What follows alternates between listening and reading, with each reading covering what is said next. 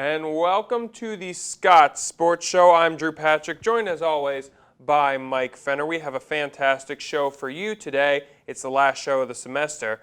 And we'll start this show the way we've started every show, with the Scots of the Week. Let's start on the women's side. Congratulations to softball's Carly Naska, our female Scot of the Week. And for Naska, she threw back-to-back complete game victories against Gannon on Saturday and then against Mercyhurst on Sunday. In the win against Gannon, Naska gave up just 4 hits while allowing 1 unearned run. And against Mercyhurst, the freshman tossed a shutout, giving up just 3 hits and striking out 3 batters while posting a 1.04 ERA, which leads the PSAC. Congratulations once again to Carly Naska, our female Scot of the Week. On the men's side, the male Scot of the Week is track and field's Elliot Martinkevich, who posted an NCAA provisional time in the 5,000-meter run while competing at the 58th annual Mount Sac Relays late Friday night in Norwalk, California. Martinkevich finished 7th in the 5,000-meter open at posting a time of 14:06, and it represents the second best time in the PSAC this year. We will talk to Elliot a little later on the show. Congratulations once again to Elliot Martinkevich, the male Scot of the Week. Stay right there, because when we come back, we'll kick off the show with tennis. Don't go anywhere.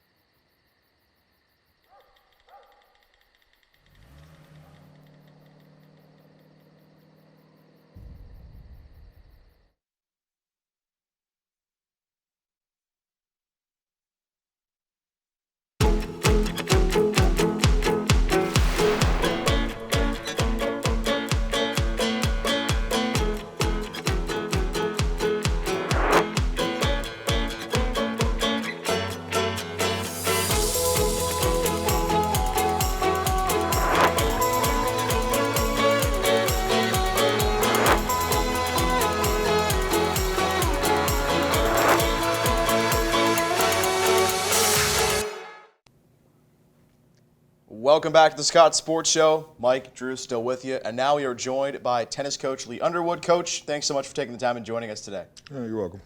And Coach, getting us caught up now on the tennis cycle. On the weekend, the women's team getting a win, second straight win in conference play against Clarion, including 5 singles matches in straight sets. What did you see in that win that you liked in terms of the progress of your girls and what they've been able to do? Well, I think we're starting to come in our own at the end of the year. The points have been crisper. I was pretty impressed by our one doubles play the past 2 matches, Seton Hill and against Clarion. We're being a little bit more aggressive, and things are starting to take shape for us. And on the men's side, in terms of a team overall record, 19-3, still undefeated in PSAC play. What have you seen in terms of your team to this point, and now knowing that there's still a lot at stake, regular season winding down and the PSAC is right around the corner? Well, we're still working hard. The major part of our year is ahead of us. The PSACs. We got the regular season crown, which I may not even have mentioned that to the guys, even getting that. Doesn't mean a whole lot overall, but the PSAC tourney does. We're looking to do well. I think we'll probably draw in and play Westchester first round if memory serves me right. And then if we can get past them, we would play the winner of Mercyhurst and Bloomsburg. And both those teams are tough too. So we're looking to play well. We're looking to get more aggressive in our doubles play at the championship time, and see what happens. So what are the expectations for both the men and the women going in? You touched on the men's side of things for the PSAC championships, but what are the goals of both of these squads? Well, the goal each year is always been the same for me, is one, to make PSACs. The women have not, as of yet, made the PSACs. They play in the toughest conference in our region. So, I mean, a lot of times we have teams that make the NCAA tournament that don't even make our conference tournament in the women's. But, the goals every year have always been the same. I want everybody to make a 3.0. I want to win a PSAC championship, make the PSACs, win a PSAC championships, get in the NCAA regionals. The guys probably have a little higher goal this year. You can get back to nationals. We made a round of 32 last year. If all goes well, we could host the NCAA tournament this year. If we do well at the PSAC tournament, we would wrap that up and be able to host a regional here this 7th and 8th of May. So we're looking, those are things, the goals for both programs. They're the same regardless of year to year. So. And Coach, how difficult is that process of preparation this time of year? You talked about the academics. You want your student athletes to be reaching that 3.0 or better mark. And now you're talking about the end of the semester, end of an academic year. Things are sort of kind of all over the place between academics and the preparation for trying to do your best. Oh, it's tough. It's tough. We'll be going into the PSAC tournament right before finals. The NCAA regionals will be right at the end of finals, so it's a tough time of year. Tennis. From the 4th day of class on, we hit it hard pretty much every day until a lot of times even after our semester ends. So it's a very long year, very long process. In all the distinct phases of the season. So I think that we're well prepared for this. So I'm looking forward to see what happens. All right, thank you so much, Coach, again, and we wish you the very best on the end of the regular season. Oh, thank you. The Scots Sports Show will roll along right after this. Don't go anywhere. My parents always said that a bridge is only useful if it can be crossed. At Edinburgh, I found a university that connects who I am to who I want to be. A school that's affordable, with excellent professors and nationally recognized undergraduate and graduate programs who give personal attention to my success. Edinburgh's also a place with great traditions and big-time school spirit. Edinburgh University. It's the bridge to your destination. Choose excellence. Choose Edinburgh. Apply online at edinburgh.edu. There's one thing you can never have sex without. It's not something you buy. Or something you take. In fact, there's only one way to get it. It has to be given to you, freely. It's consent. Because sex without it isn't sex. It's rape. Consent. If you don't get it, you don't get it. It's on us to stop sexual assault. Learn how and take the pledge at itsonus.org. So good to see you guys. So, what's up? Oh, we finally bought a place. Holy cow. You seriously have enough saved to do that? We've been putting a little aside each month. Jeez, at the end of the month, we have nothing left to save. Yeah, I have no idea where it goes. Well, you're spending a lot on... Was it good? Oh, God. Oh, how is my account overdrawn? When it comes to financial stability, don't get left behind. Get tools and tips for saving at feedthepig.org.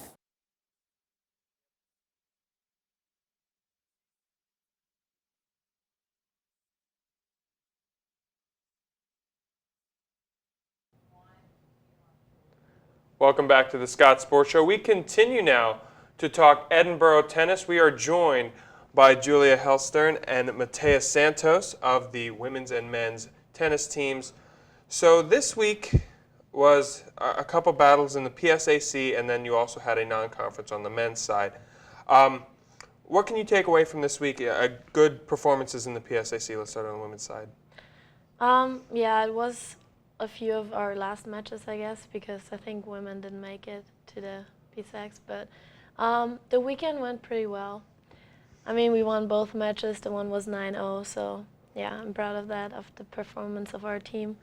And I think our team got a lot better this year, so I think like overall of all matches we took away a lot, and we know what we can do now. Like we have a good chance next year.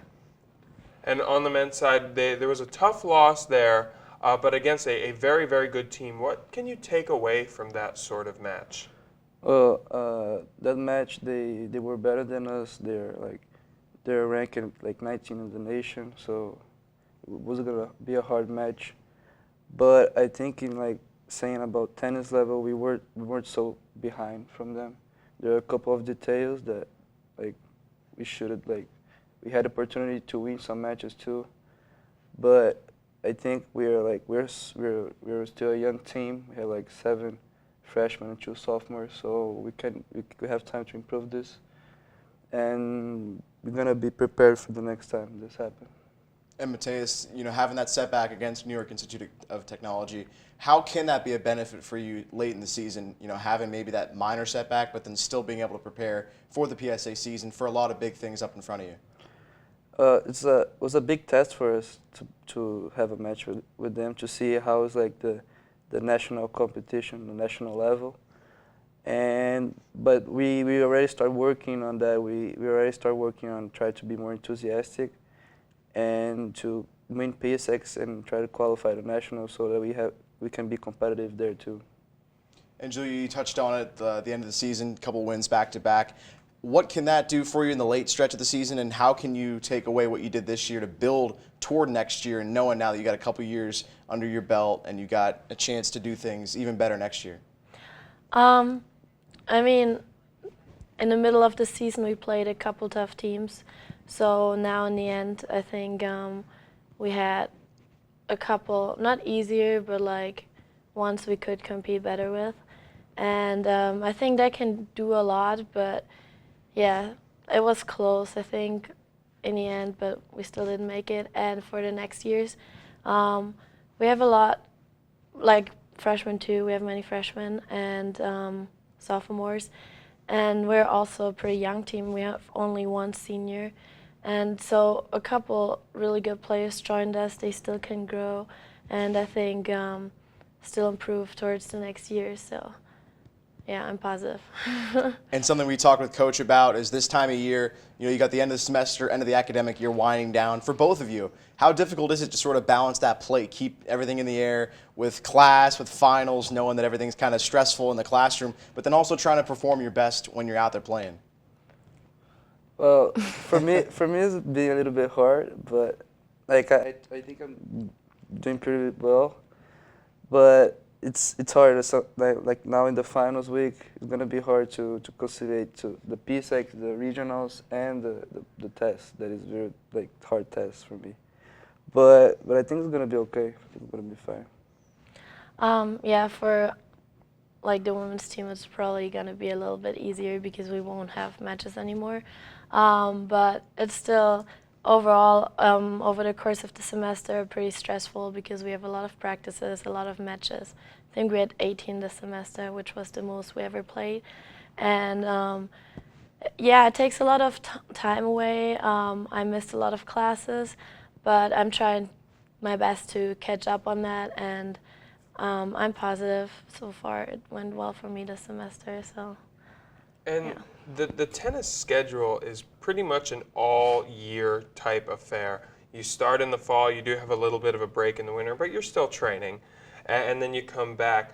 Also, considering that both of you are foreign players, how do you balance the school, the playing, and staying in contact with home?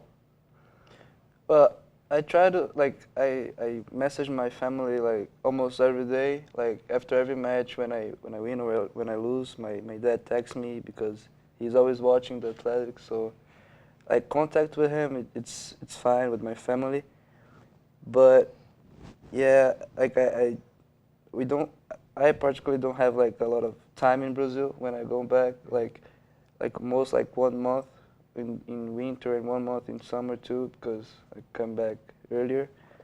But I don't feel that much. Like not that I don't miss them, but I'm getting used to it. You know, like I'm more comfortable here now, so it's not a big deal, not a big problem. For me, I Skype every week with my family, especially with my mom. My dad is pretty busy, so yeah. But I text a lot with them and try to stay in touch. So, and over summer, I'm usually home for the whole break. This time I'm going back a little bit early, but yeah, it's nice to see them over break, and I'm trying to be in touch with them as much as I can. And on the men's side, the PSAC championship is coming up. We asked Coach what the team goals were, but what are your goals individually? My goal is try to get the tennis team to go to nationals, and for that we need to win P6 and try to win all our matches in P6 in regionals. If we win P6, we're gonna be number 2, I think, in regionals. So it's gonna be easier. It's gonna be like one game less to go to nationals. So I think my goal and the whole tennis team is basically go to nationals. We're focusing more and go to nationals, and for that we need to win P6. And on the women's side, there is still a chance to go to the national tournament despite not being in the PSAC tournament, because, I mean, you are in such a tough region and there's such a tough conference in the PSAC. So there still is a chance. So what have you taken away from the year with the team, being with everyone? What are some of the best memories for you on the season? Of course, most of the best memories are winning close matches. But overall, I think as a team, we just grew more together because so many new people came last fall. And it's not always easy because we're so many different individuals from different countries, Europe, Middle and South America, and everywhere. So I think it's the overall experience with the team. But yeah, it's been really good. All right, we want to thank both of you for joining us here today. Thank you. Thank you. Don't go anywhere, because the Scots Sports Show continues on right after the break.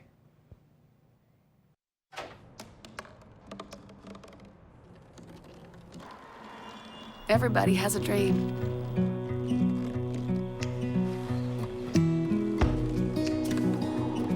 Mine was to see the ocean. And with a little help, I made it.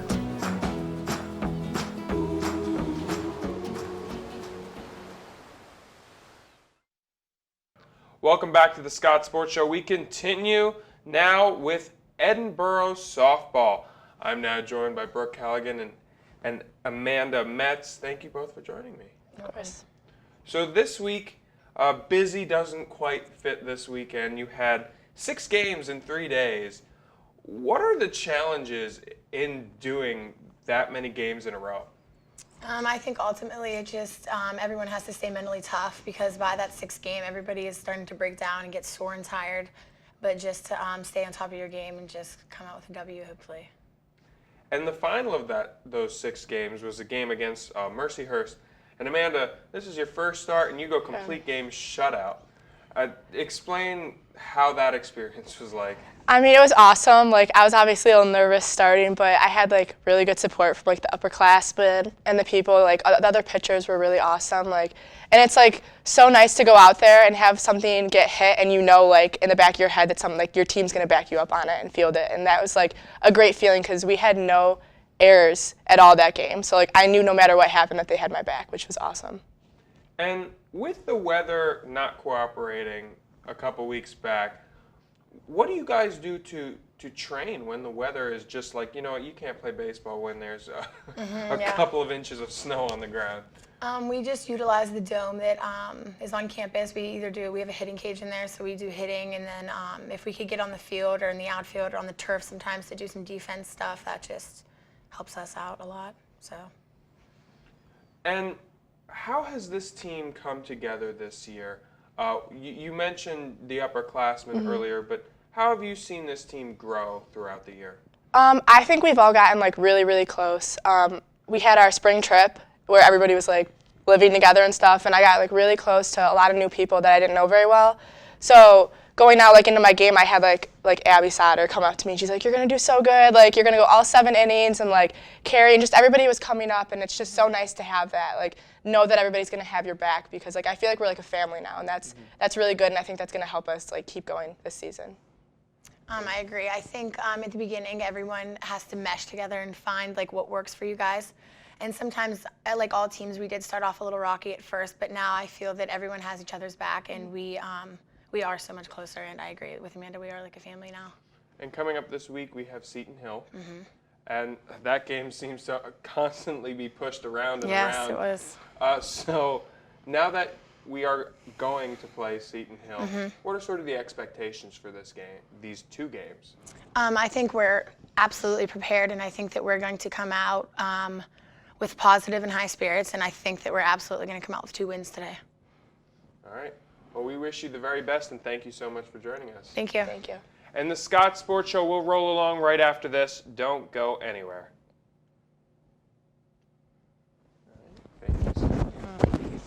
Easy as that. Thank you. Thank you. I chose Division II because athletes graduate at a higher rate. I can stay closer to home and be an important part of the community. I chose Division II because I can double major. And take part in campus activities. I chose Division II because classrooms are smaller. Students have more time with their instructors. And I can compete for a national championship. I chose Division II for all these reasons and more. I chose Division II. We dig deep. We overcome obstacles. We come together. We prepare. We hit the ground running. And we achieve our goals. We train hard. And we compete even harder. We reach new heights. We win. And at Edinburgh University, we create champions on and off the field.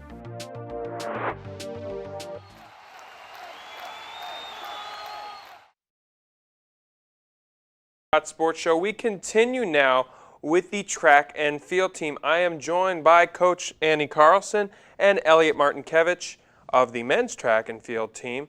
This was a busy week. There were 2 events, the Westminster Invitational and the Bucknell Classic. Well, yes, and Elliot was in California. And at Mount Sac. And we had, you had a real busy week this week. So let's start with, on the girls' side with you. Let's start with the Westminster. There were some school records broken at this event. Yes, we had 2 school records broken. So, yes, Gabby Schultz in the discus. It's kind of one of the first weeks we've got to really practice the discus. We got some practice early when we had those nice weeks in early March. And now we've just, since then we've pretty much been throwing inside and stuff like that, unfortunately. So it was one of the first weeks we got to get a lot of practice in, and it really showed, obviously, with Gabby's huge PR. And Neely Parsons also threw very well for us in the discus. So, yes, and then Molly Regan, up just another bar. It seems like every week she's just been improving that school record by a little bit and a little bit and a little bit each week. So that was also very exciting. And she's getting in, she was barely undertaking attempts at national provisional qualifying, which just unfortunately didn't work out that it went right through there. But she had 2 awesome attempts at a bar that was 6-7 inches higher than that and barely under provisional qualifying. So we're really hoping she took several attempts indoor season at provisional qualifying, unfortunately didn't make it. So we're really hoping that, she can get one here this year and get her name on the list. And speaking of NCAA provisional qualifying, in Bucknell, Casey Jones ran the 3,000 steeplechase and ran a provisional mark there. Yeah, she got on the list. Not quite as good as her lifetime best, so we're hoping she'll run it again, later this year and get back down there and hopefully get on, be going to the national meet. But yes, that was very exciting as well. And then on the guys' side, we had a lot of PSAC provisional marks and a couple NCAA provisional marks. Yeah, our guys at Bucknell saw Corey Weefing also hitting a provisional qualifying national mark. Several of those guys, I'm not even going to start naming names because I would leave someone off, hit conference qualifying marks and big PRs and stuff like that on top of them just being qualifying marks. So we have a ton of kids on the PSAC list now.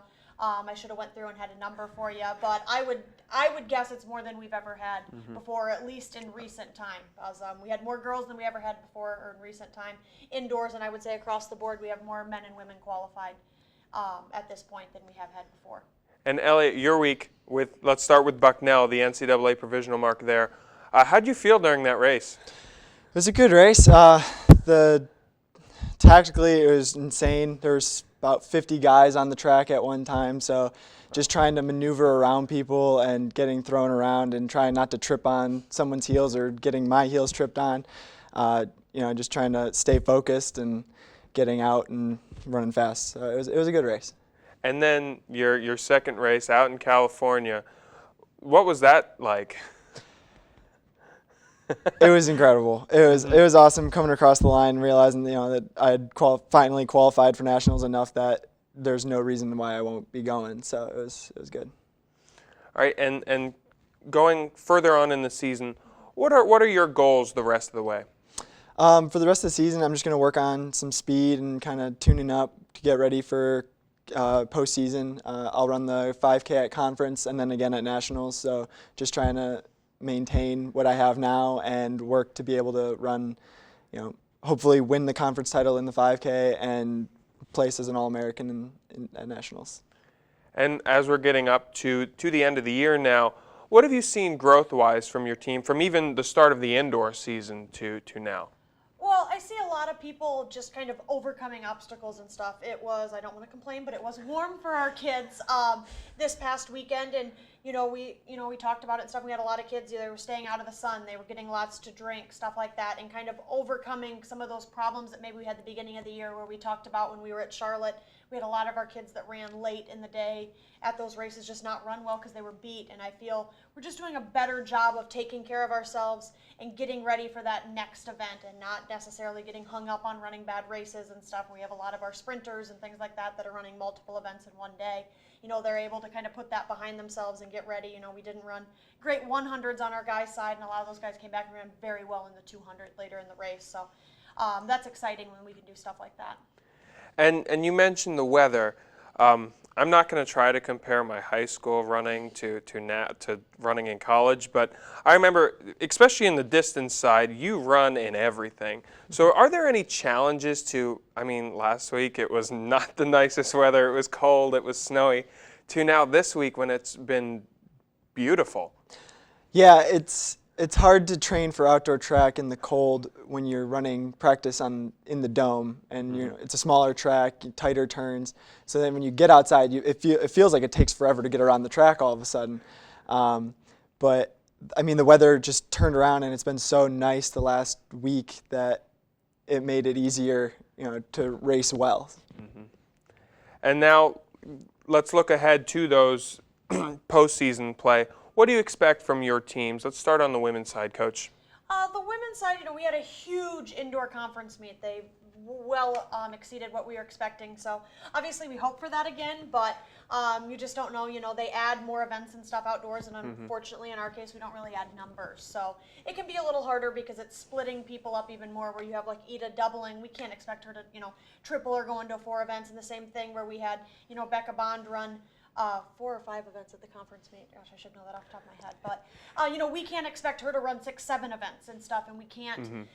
So unfortunately, we can't put the people in the events and stuff, but we still hope to have conference qualifiers, them to keep moving up on national lists and stuff and getting more people on the national lists. On the guys' side, just because we don't have the depth, we don't have the numbers on our men's team, we're just looking at our individual places that we're hoping. We're hoping Elliot can bring home a conference title, Corey Weefing can repeat in the 800, and we get some other people that place. And again, getting more people on, on that national list and moving up so that they're in positions to actually go to the national meet, not just have their name on the list. All right, well, we wish you the very best going to the end of the year. And the Scots Sports Show will roll along right after this. Don't go anywhere. There's one thing you can never have sex without. It's not something you buy. or something you take. In fact, there's only one way to get it. It has to be given to you, freely. It's consent. Because sex without it isn't sex. It's rape. Consent. If you don't get it, you don't get it. It's on us to stop sexual assault. Learn how and take the pledge at itsonus.org. That is all the show we have for you this week and for this semester. Before we go, we will leave you with the upcoming schedule of events. Take a look.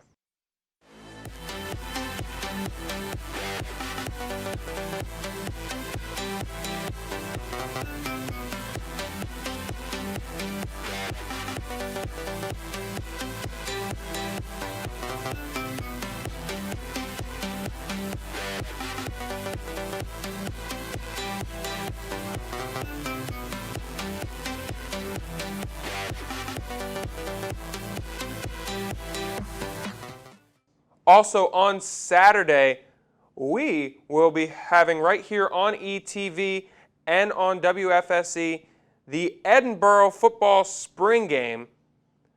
Oh, we're excited for that. First time that we've been here that's been done. That's exactly right. It should be a lot of fun. We had a chance to talk with Coach Justin Lustig, of course, the new head coach for Edinburgh. Also had a chance to talk to offensive coordinator Chris Limbach and defensive coordinator Bobby Babbitt. So now we'll get to see the guys on the field in pads, and we'll get a chance to talk to some recruits as well. Should be a lot of fun, and want to check that out. As you said, ETV, WFSC, or you can make it out to Sox Harrison Stadium. The action gets started at 3 p.m. Should be a lot of fun. Yeah, that is this Saturday, the 23rd. Definitely tune in if you can't get to the event. Thank you so much for watching, and we hope you have a fantastic rest of the semester.